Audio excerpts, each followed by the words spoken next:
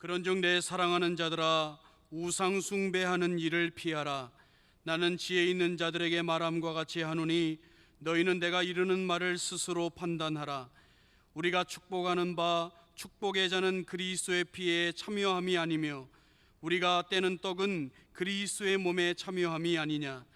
떡이 하나요 많은 우리가 한 몸이니 이는 우리가 다 한 떡에 참여함이라. 육신을 따라 난 이스라엘을 보라. 제물을 먹는 자들이 제단에 참여하는 자들이 아니냐. 그런즉 내가 무엇을 말하느냐. 우상의 제물은 무엇이며 우상은 무엇이냐. 무릇 이방인이 제사하는 것은 귀신에게 하는 것이요 하나님께 제사하는 것이 아니니 나는 너희가 귀신과 교제하는 자가 되기를 원하지 아니하노라.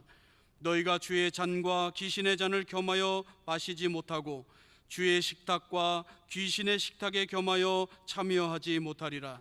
그러면 우리가 주를 노여워하시게 하겠느냐. 우리가 주보다 강한 자냐. 아멘. 똑똑한 사람은 예쁜 사람을 못 당하고, 예쁜 사람은 시집 잘 간 사람을 못 당하고, 시집 잘 간 사람은 자식 잘 둔 사람을 못 당하고, 자식 잘 둔 사람은 건강한 사람을 못 당하고, 건강한 사람은 세월 앞에 못 당한답니다. 연대별 상품으로 치자면 10대는 신상품이고 20대는 명품이고 30대는 정품이고 40대는 기획 상품이고 50대는 반액 세일이고 60대는 창고 방출이고 70대는 분리수거고 80대는 폐기처분이고 90대는 소각처리라네. 부부가 세대별로 잠자리 형태를 보니까 20대는 포개져서 자고 30대는 마주보고 자고 40대는 천장 보고 자고 50대는 등 돌리고 자고 60대는 딴방에서 따로따로 자는데 70대쯤 가니까 어디서 자는지도 모른답니다. 부부의 동거 형태를 보니까 10대는 서로 못 모르고 살고 20대는 서로가 신나서 살고 30대는 서로 한눈 팔며 살고 40대는 서로가 마지못해 살고 50대는 서로가 가엾어서 살고 60대는 서로가 필요해서 살더니 70대는 그냥 서로가 고마워서 산답니다. 늙은 분들의 후입니다. 좀 더 참을 걸, 좀 더 배울 걸, 좀 더 즐길 걸. 신세대 속담입니다. 예술은 지루하고 인생은 아쉽다. 버스 지나가면 빨리 택시라도 타고 가거라. 길고 짧은 건 대봐도 잘 모르겠다. 젊어서 고생은 늙어서 그냥 신경통이다. 호랑이에게 물려가도 죽지만 않으면 살고 윗물이 맑으면 씻고 세수하기가 좋고 고생 끝에 병이 들고 아는 길은 곧장 가라 물어보지 말고 못 올라갈 나무는 사다리 놓고 올라가면 되는데 서당께 3년이면 그냥 보신탕감이다. 기왕에 웃은 김에 한 10초 더 크게 웃도록 합니다. 시작.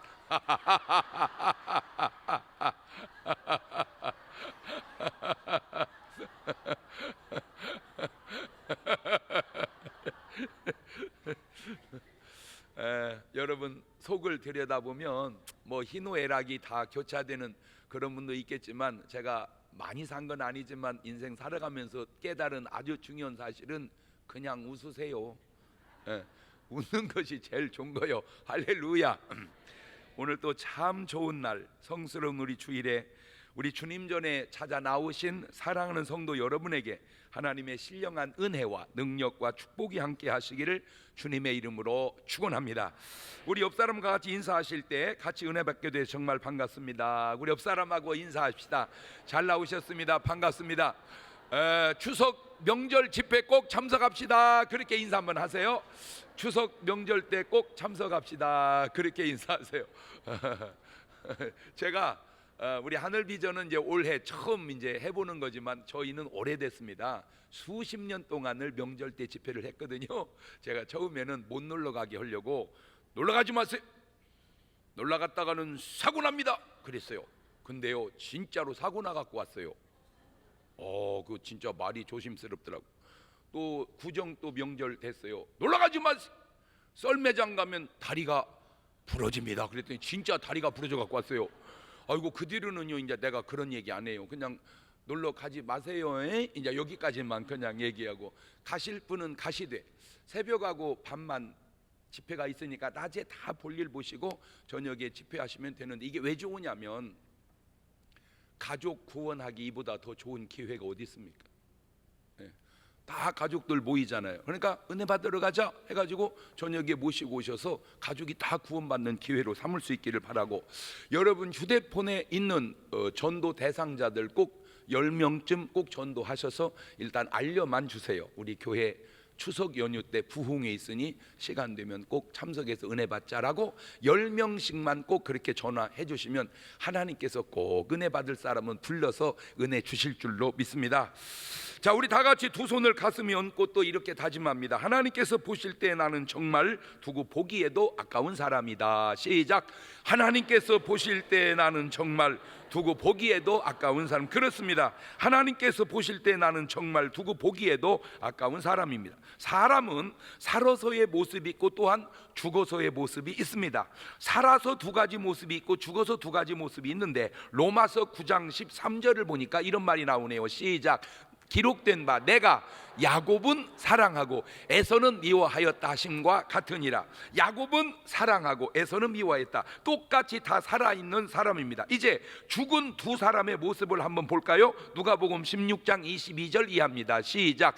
이에 그 거지가 죽어 천사들에게 받들려 아브라함 품에 들어가고 부자도 죽어 장사되매 저가 음부에서 고통 중에 눈을 들어 멀리 아브라함과 그의 품에 있는 나사를 보고, 그랬죠? 한 사람은 죽어 천사들에게 받들려 낙원에 가고 한 사람은 죽어 저승자자에 붙들려 음부로 들어가니, 제가 오늘 여러분에게 부탁드리고 싶은 것은 살아서는 하나님 사랑받고 살다가 죽어서는 천국 가시는 여러분 되시기를 주님의 이름으로 축원합니다. 살아서는 하나님 사랑받고 죽어서는 천국 가자. 옳지, 시작. 그게 1등이요 아멘. 예. 그런 사람들은 추석 연휴 성회에 안 올 리가 없어. 내가 생각을 할 때 제가 뭐 명절을 한두 번 세봅니까? 저도 60번을 넘게 명절을 세봤는데요, 그거 다 부질없는 짓이요. 어설프게 모여서 뭐 얼마나 어마어마하게 중요한 일 하냐면요, 다 모여서 얘기해봐야 그 얘기가 그 얘기고 푸념만 얘기하고 모여서 어찌다 또 화투라도 치면 또 나중에 승질 나가지고 다시는 안 온다고 했었고, 뭐 다 해봐. 내가 100번을 해봐도 은혜 받는 게 최고다. 아멘. 은혜 받는 게 뭐다? 최고다. 살아서는 하나님 사랑받고 죽어서 천국 가면 더 이상 바랄 게 뭐가 있겠어요?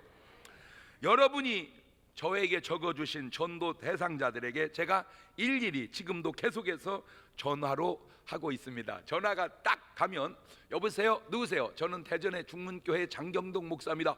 어머나 어머나 어머나 어머나 어머나 어머나, 너무 놀래요. 왜 뭐 밑도 끝도 없이 전화 오니까. 두 번째 이제 제일 궁금해한 것이 뭐냐면 제 번호를 어떻게 하셨어요?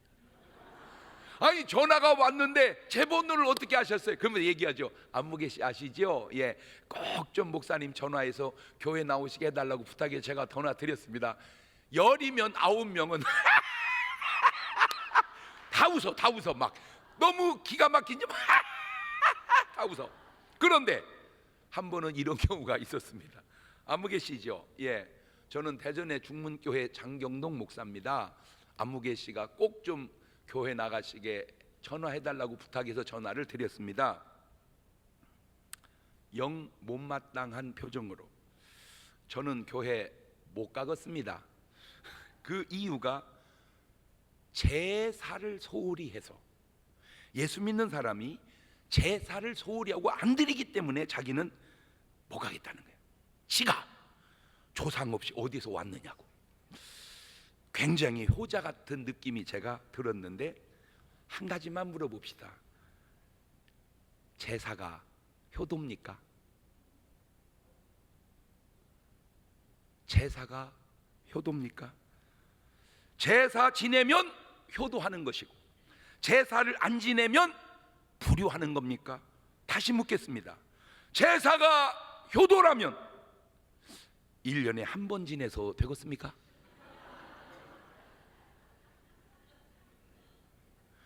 자기들은 삼시세 때 간식까지 다 먹으면서 그 위대하신 죽은 조상님께는 1년에 한 번 제사하면 되겠습니까? 다시 묻겠습니다.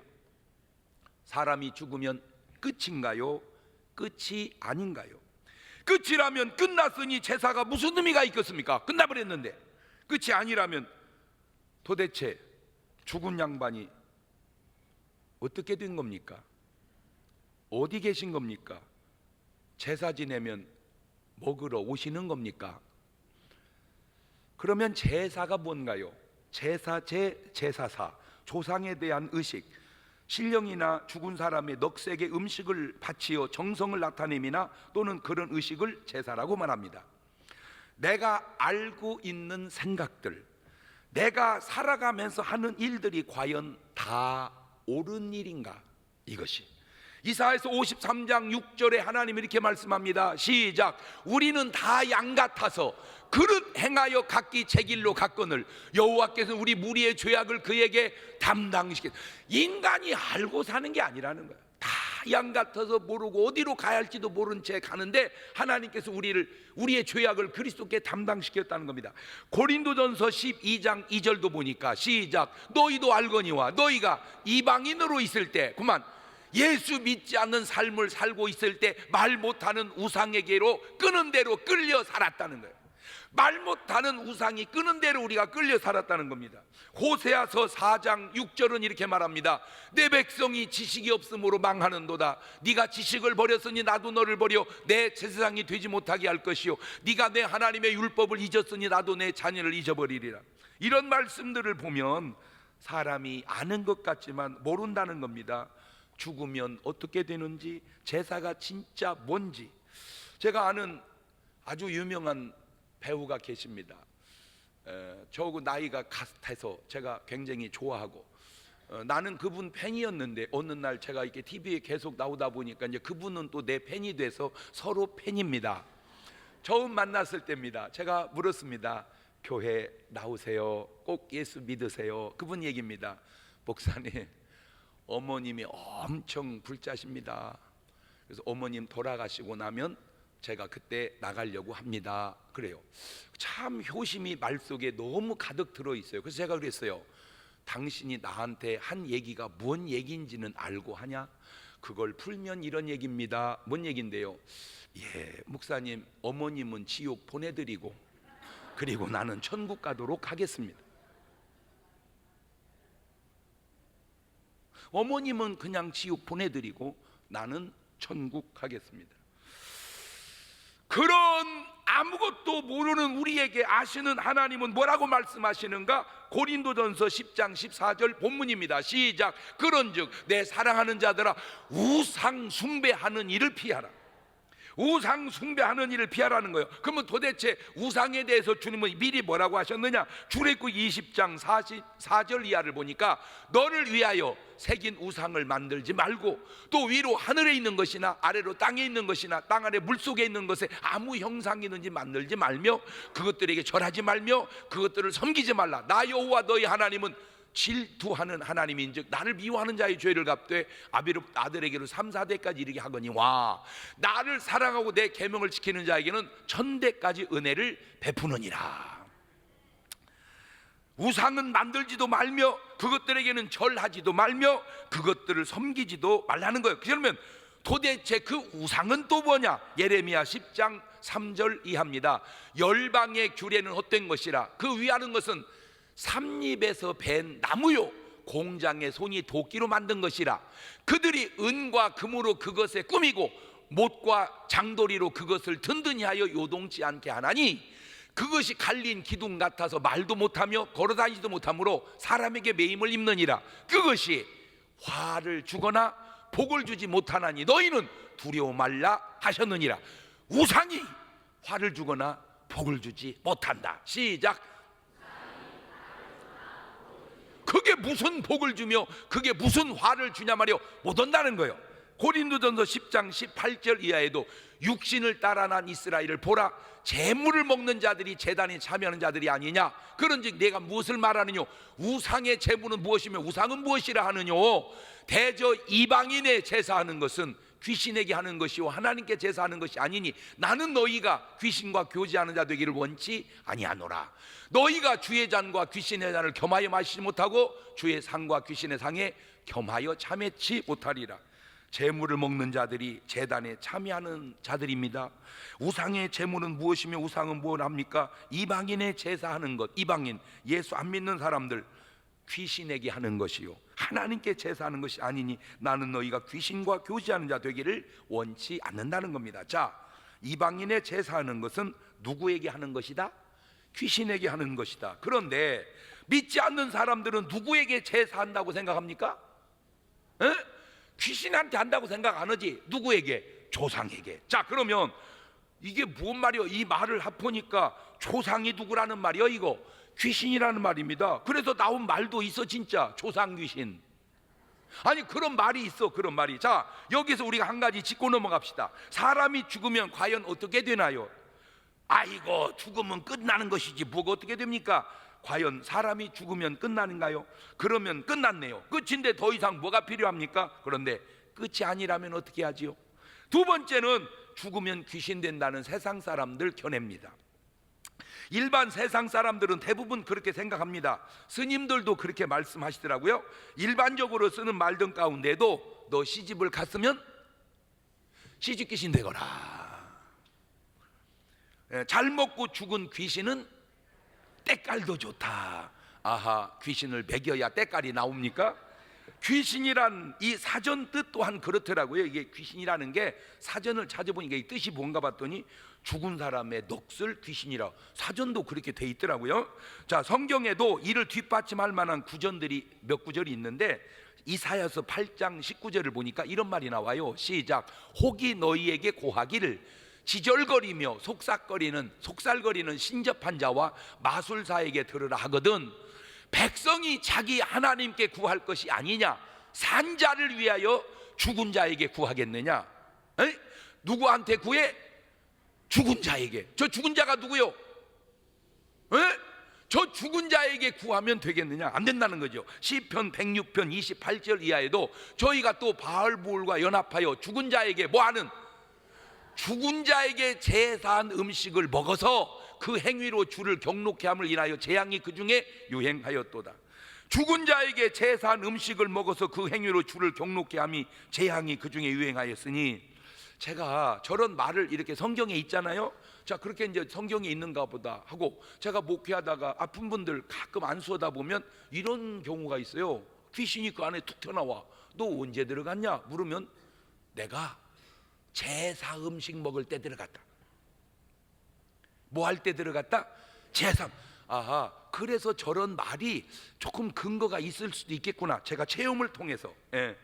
마가복음 9장 25절에도 보면 참 저 말이 특이한 구절인데, 시작. 예수님께서 물 위에 달려 모이는 것을 보시고 그 더러운 귀신을 꾸짖어 가라사대, 잘 들으세요. 벙어리 되고 귀먹은 귀신아. 자자자자. 벙어리 되게 하고 귀를 먹게 한 귀신아, 이렇게 말이야. 이게 맞거든요. 왜냐하면 저 귀신이 애를 못 되게 했으니까 벙어리 되고 또 귀먹어리 되게 했으니까 말을 쓸 때 예수님이 벙어리 되게 하고 귀 먹게 한 귀신아, 내가 내게 명하노니 그 약이 나오고 다시 들어가지 말라, 이렇게 말을 했어야 되는데 저 말은 벙어리 되고 귀 먹은 귀신아. 누가 벙어리 되고 누가 귀 먹었다는 거요? 저 귀신이. 이게 참. 세 번째, 죽으면 천국에 간다. 이제 이게 우리 기독교 전통 신앙이 받아들이는 견해입니다. 그러니까 우리는 죽어서 끝나는 것도 아니고 죽으면 귀신 되는 것도 아니고 우리는 어디 간다? 천국 간다. 아멘. 자, 다시 하나님 말씀으로 답을 찾아봅시다. 누가복음 16장 22절 이하입니다. 시작. 이에 그 거지가 죽어 누구에게 받들려? 천사들에게 받들려 누구 품에 들어가고? 아브라함의 품에 들어가고, 부자도 죽어 장사되매 저가 어디에서? 음부에서 고통 중에 눈을 들어 멀리 아브라함과 그의 품에 있는 나사로를 보고 불러가로되 아버지 아브라함이여, 나를 긍휼히 여기서 나사로를 보내어 그 손가락 끝에 물을 찍어 내 혀를 서늘하게 하소서. 내가 이 불꽃 가운데서 고민하나이다. 아브라함이 가로되 예, 너는 살았을 때 내 좋은 것을 받았고 나사로는 고난을 받았니 이것을 기억하라. 이제 저는 여기서 위로를 받고 너는 고민을 받느니라. 거지가 죽어 귀신이 되거나 끝나는 것이 아니라 아브라함 품에 들어갔고, 부자도 죽어 끝나는 게 아니라 장사되며 음부에서 고통 중에 손가락 끝에 물을 찍어서 달라는 겁니다. 제가 분노히 하는 얘기입니다. 나는 이런 구절이요 너무너무 신기하고 현상이 너무너무 신기한 게, 구원받지 못하고 죽은 자는 물을 달라고 하고 산 자는 죽은 자를 위해서 물을 떠놓으니 과연 이것을 모른다 할 수 있겠는가? 어떻게 저쪽에서는 물 달라고 이쪽에서는 물을 떠놓을까? 이게 안 신기해요? 에? 아니 저쪽 오고 이쪽 오고 통하는 건지, 아주 뭘 아는 것도 같고 모르는 것도 같고, 난 그게 신기한 거. 그래. 자, 그러면 지금 구원받지 못한 사람은 음부에서 뭘 달라고 그런다고? 그러면 애절하게 물 달라고는 그걸 한번 해볼까요? 연습으로. 네, 한번 해봐봐. 옳지, 시작.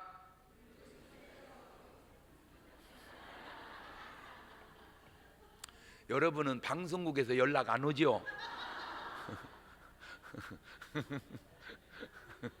어쩌면 이렇게 연기를 못 하세요. 아니 잘 생각해봐. 지금 음부에서 막 너무 뜨거워서 견딜 수가 없는 데서 물 주세요. 그게 되겠습니까? 예. 아무리 이쪽에서 연기력이 좋아도 저쪽 연기는 할 수가 없어요. 제가 볼 때. 그냥 근접하게 한다면 그냥 물!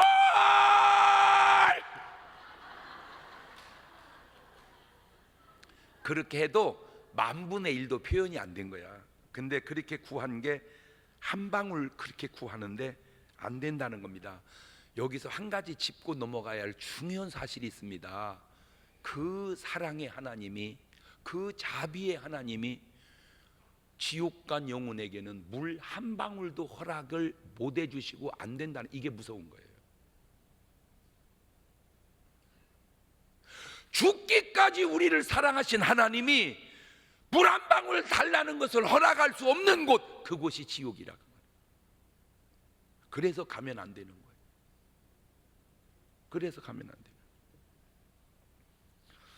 예수님께서도 우리가 죽으면 어디로 가시는지 말씀해 놓으셨으니 요한복음 14장 1절 이하입니다. 시작. 너희는 마음에 근심하지 마라. 하나님을 믿으니 또 나를 믿어라. 내 아버지 집에 거할 곳이 많도다. 그렇지 않으면 너희에게 일렀으리라. 내가 너희를 위하여 처소를 예비하러 가노니 가서 너희를 위하여 처소를 예비하면 내가 다시 와서 너희를 내게로 영접하여 나 있는 곳에 너희도 있게 하리라. 이 간단한 말이 정말 간단하지 않아요. 왜?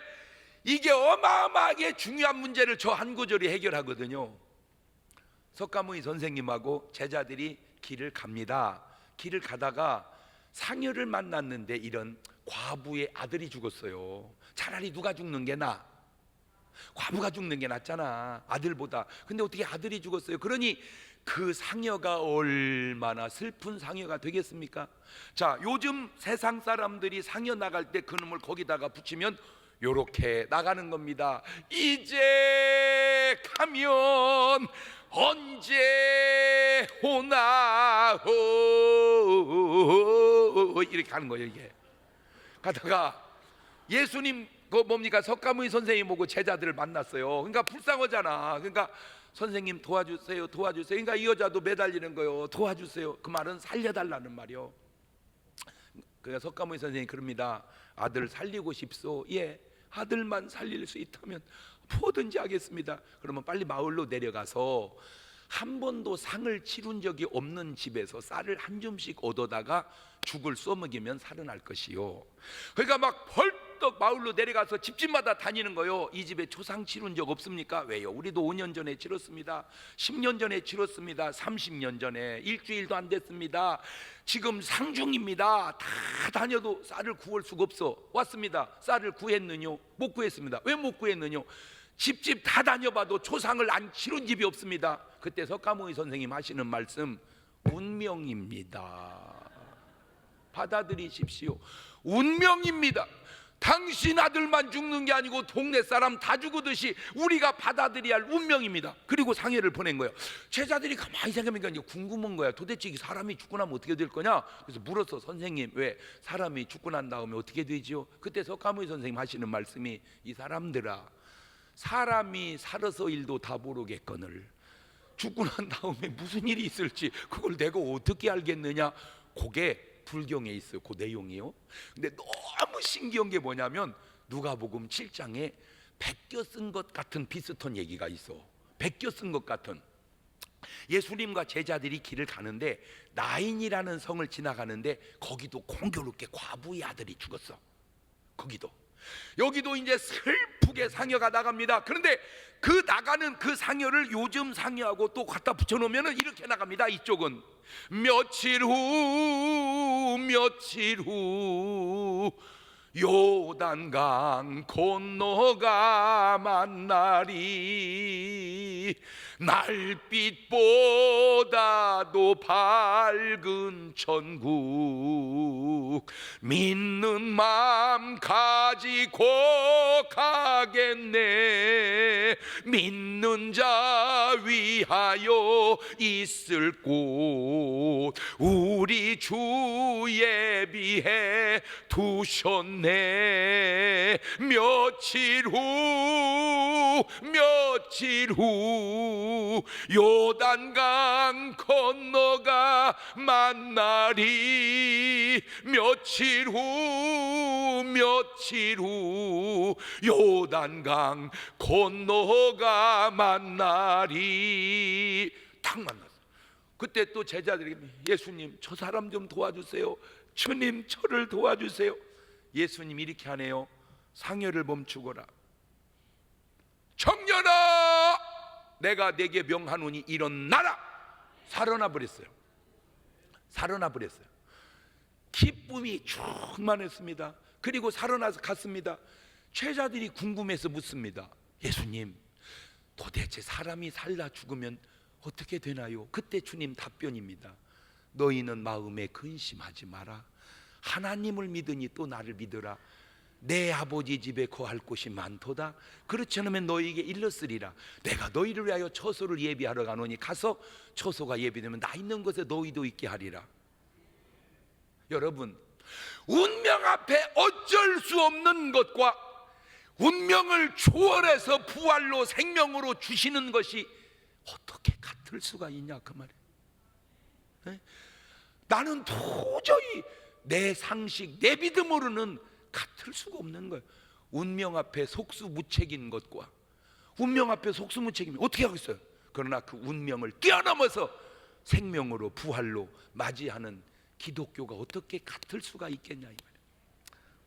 예수님은 누가복음 23장 41절에도 이렇게 말합니다. 시작. 우리는 우리의 행한 일에 상당한 보응을 받는 것이니 이에 당연하거니와 이 사람의 행한 것은 옳지 않은 것이 없느니라 하고 가로되 예수님이여 당신의 나라 임하실 때 나를 생각하소서 하니 예수께서 이르시되 내가 진실로 내게 이르느니 오늘 네가 나와 함께 어디에 낙원에 있어. 여러분 이제 분명히 하셨죠. 그렇습니다. 똑같은 세상을 사는 것 같지만 구원받은 사람이 가는 곳은 이 세상에 살다가 죽으면 낙원에 갔다가 천국으로 가고 예수 믿지 않는 사람은 죽으면 음부로 갔다가 지옥에 가니 육신은 흙으로 왔다가 흙으로 돌아가나 내 영혼은 천국이든 지옥이든 가게 되는 것이니 그래서 예수 믿고 구원받으시라고 그렇게 목이 터져라고 외치고 그래서 뭐라 하나 말거나 전화를 내가 그렇게 하는 거요. 그러니 여러분도 전화해야 되겠어? 안 해야 되겠어? 명절 때 놀러 가야 되겠어? 구원을 해야 되겠어?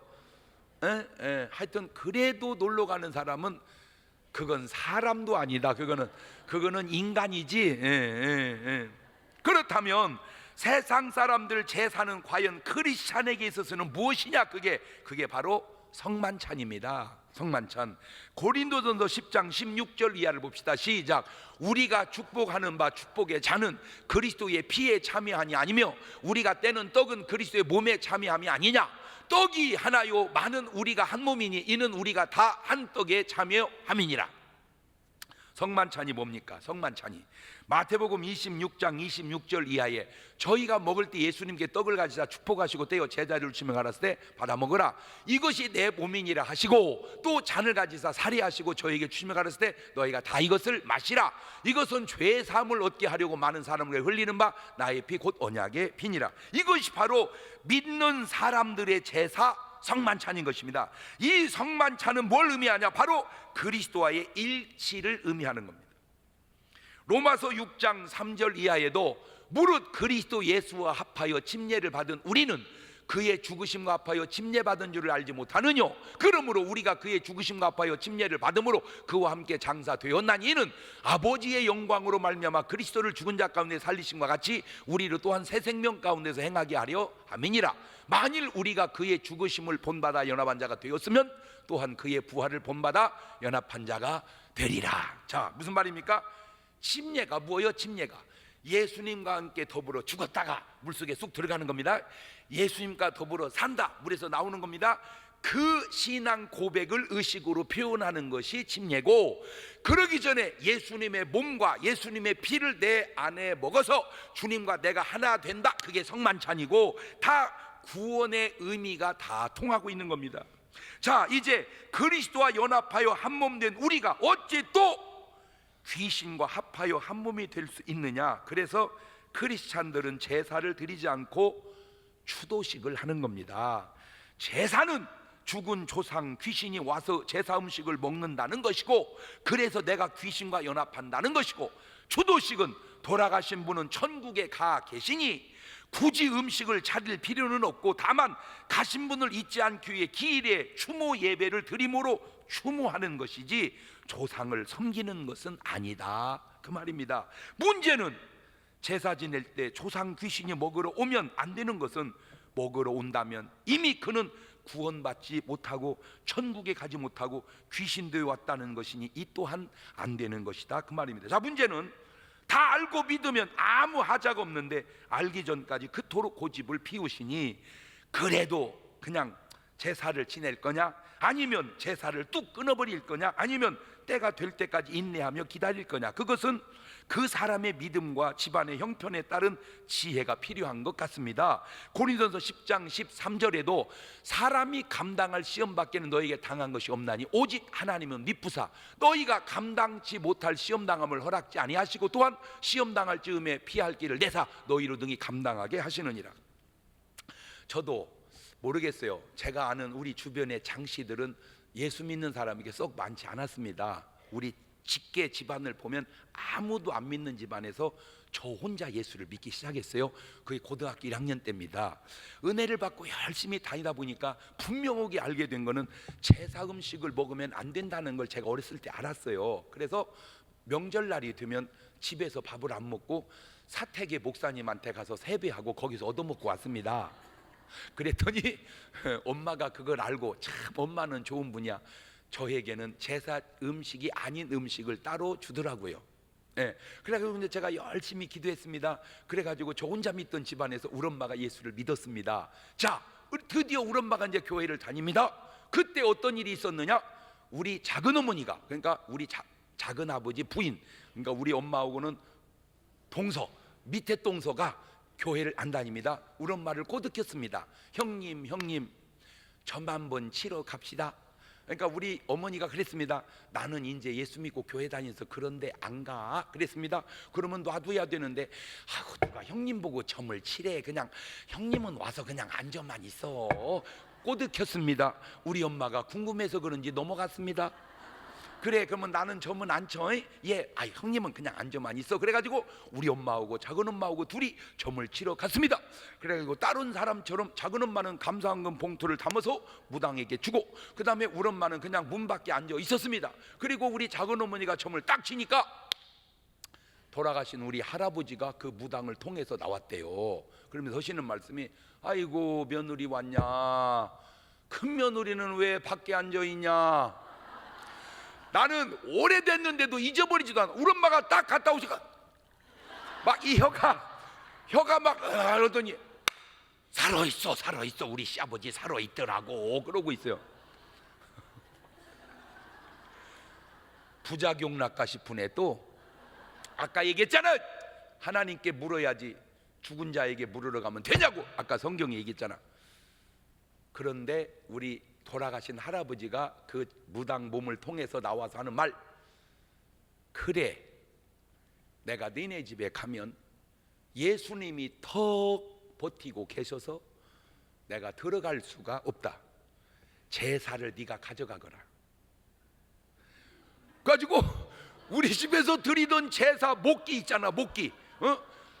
우리 집이 장손인데다가 방앗간을 했어. 정미소를 좀 살았어요. 목기가 소쿠리로 2소쿠리는 있었어. 뭔 말인지를 알아들어야 돼. 왜 있잖아 그 막 음식 올려놓는 목기가 소쿠리로 2소쿠리, 그걸 우리 작은 집이 싹 가져간 거야. 그러면서 하시는 말씀, 그래 네 집안에는 큰 주의 종이 있다. 그게 나여. 그게 그때 나는 고등학생이었어. 고등학생. 그런데 이 귀신은 뭘 알긴 아나 봐. 내가 고등학생이 무슨 종이요, 그냥 은혜 받고 열심히 교회다는 거지. 근데 큰 종이 너희 집안에 있다. 그래가지고 이제 목기를 가지고 갔어요. 제사를 싹 가지고 갔어요. 우리 작은 집이요 배려버렸어요. 난리가 나버렸어요. 그러니까 한마디로 뭔 단지 가져간 거예요? 귀신 단지 간 거예요. 집안이 쑥밭 때문에 난리가 나버리네. 난리가 나버려. 그러니 내가 그걸 보고 아는 내가 가만히 있을 수 없잖아요. 그래서 작은아버지를 전도했어요.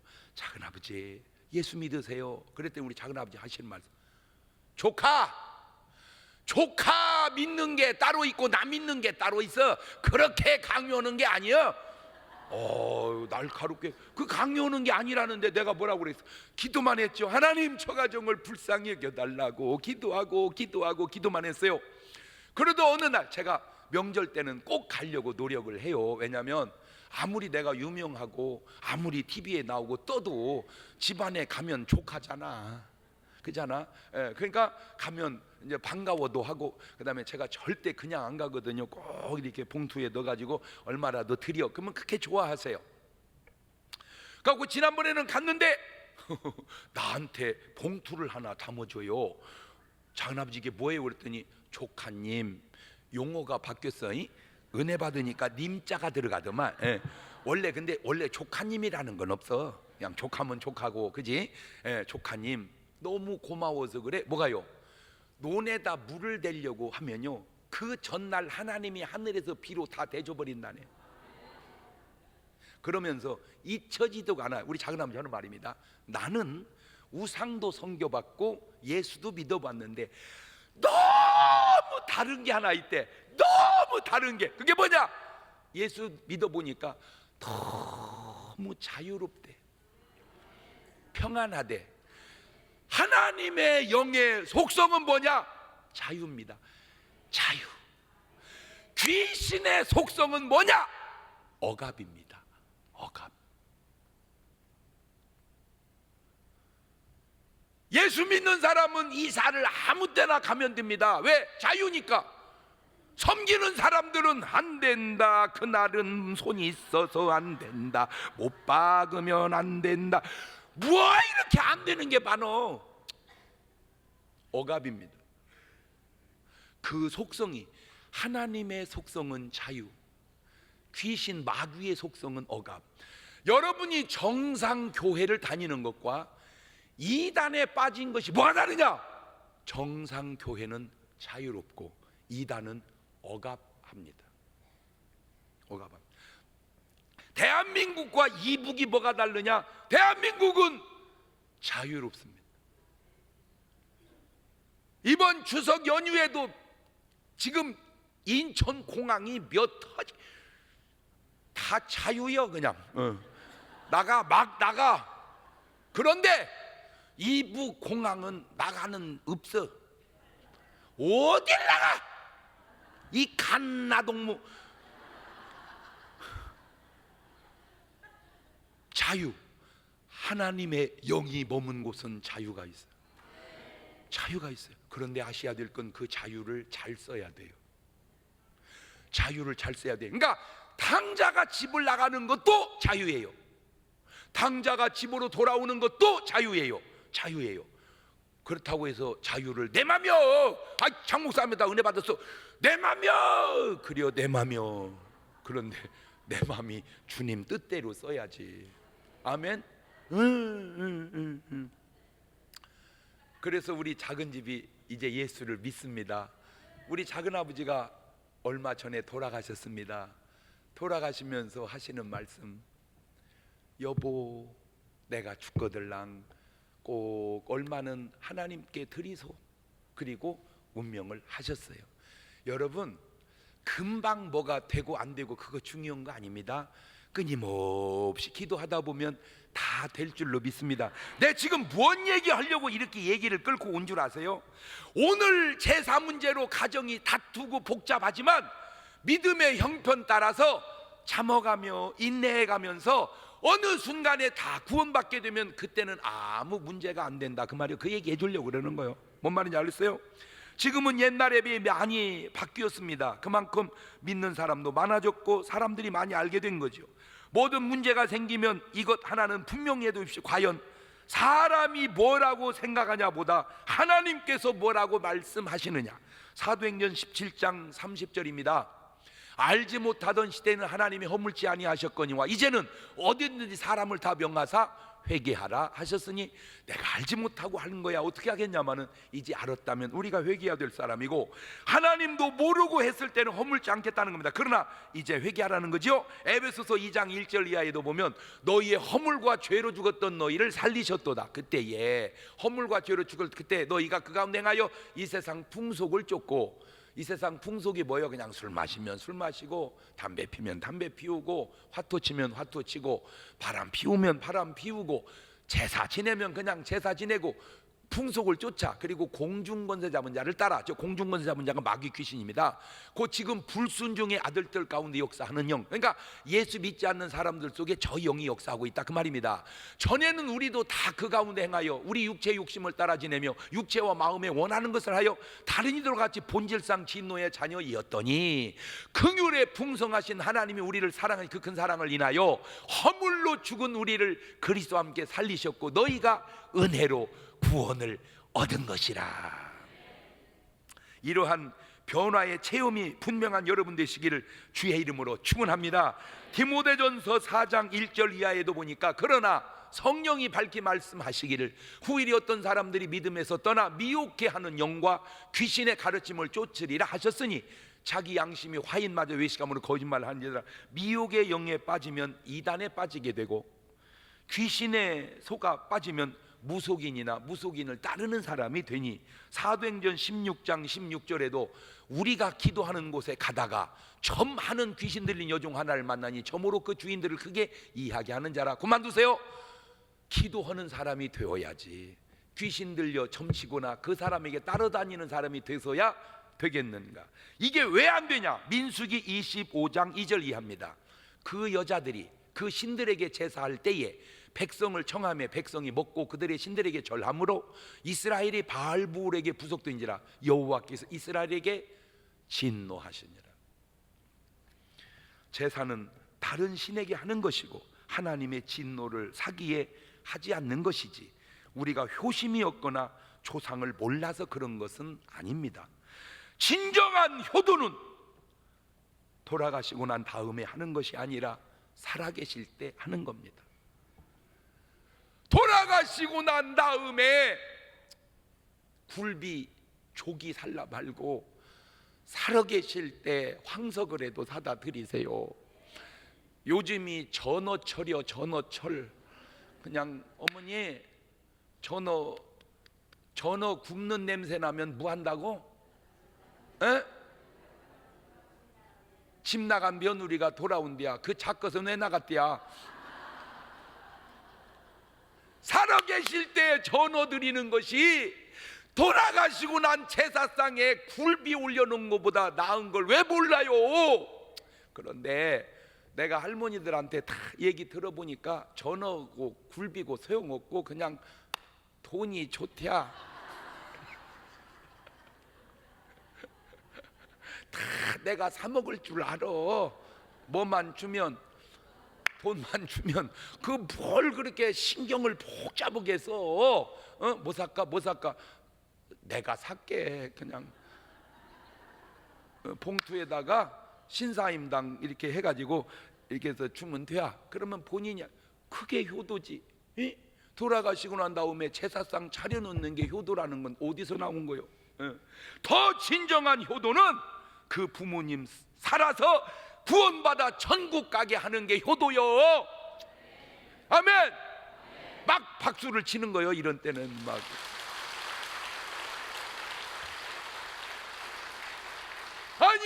부모님 살아 예수 믿고 천국 가면 생명수 마시고 12과일 생명과일 먹고 거기 계시는 게 낫지.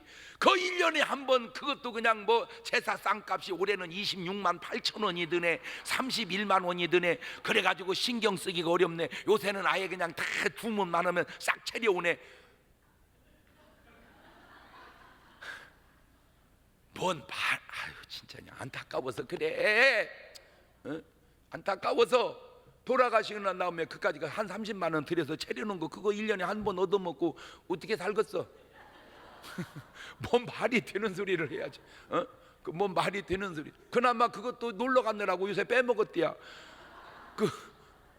그런 부모님 만들어서 되겠냔 말이오. 그런 부모님 만들어서 설령 제사상 차려놓고 먹으러 오는 부모님 만들어 놓으면 되겠냔 말이오.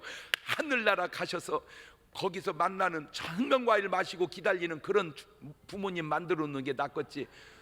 이제 왜 추석 성회를 하는지 알겠지요? 자유예요. 뭐 놀러 가시려면 가시고 뭐 집회를 참석하시려면 하시고 자유예요. 그러나 중요한 것은 이런 기회에 믿지 않는 부모님, 믿지 않는 자녀들 다 대접하고 봉투도 좀 그분이 생각하는 것보다 많게끔 드리세요. 그리고 한 가지만 부탁을 하세요. 어머니, 내가 보통 때보다 많이 늦어? 신경 썼네? 다 이유가 있어. 오늘 밤에 우리 교회 부흥회 있어. 엄마 은혜 받으러 가. 그렇게 모시고 와서 구원받게 해놓는다면 그분이 천국 갔을 때 누가 제일 고맙겠어요? 자, 아까 처음 전화했던 그분을 다시금 가져와서 이렇게 얘기해 봅시다. 딸은 구원받게 했습니다. 그리고 이제 구원받았으니 우리는 추도식을 합니다. 자, 아들은 구원 못 받게 했습니다. 그리고 제사를 지냅니다. 왜 제사도 안 지내냐? 이렇게 할 때 그 양반이 네가 훌륭하다 그럴까? 천국을 보내주지 작거다 이거 얻어먹으러 오게 하면 되겠지. 저 작것이 그러지 않까? 이것도 내가 정말로 좋게 표현한 거야. 여러분 지옥 간 영혼이 그렇게 고운 말로 쓰겠습니까? 그럼 가장 큰 효도는 구원받게 하는 것이고 진정한 효도는 살아 계실 때 잘 하는 거니 이번 명절에도 부모님 감동받게 효도하셔서 꼭 구원의 역사 이루는 여러분 되시기를 주의 이름으로 축원합니다. 두 손을 가슴에 딱 얹고 하나 물어봅시다. 여러분 부모님은 구원 받으셨나요? 받았다면 감사 기도 드리시고 아직 못 받았다면 구원의 기도를 드려야 할 겁니다. 여러분 자녀들은 다 구원 받았나요? 받았다면 감사하시고 아직 못 받았다면 구원의 기도를 드려야 할 겁니다. 꼭 이번 추석 명절에 우리 가족들 구원받는 집회가 되게 해주시라고 한 1분 동안 같이 기도하시겠습니다.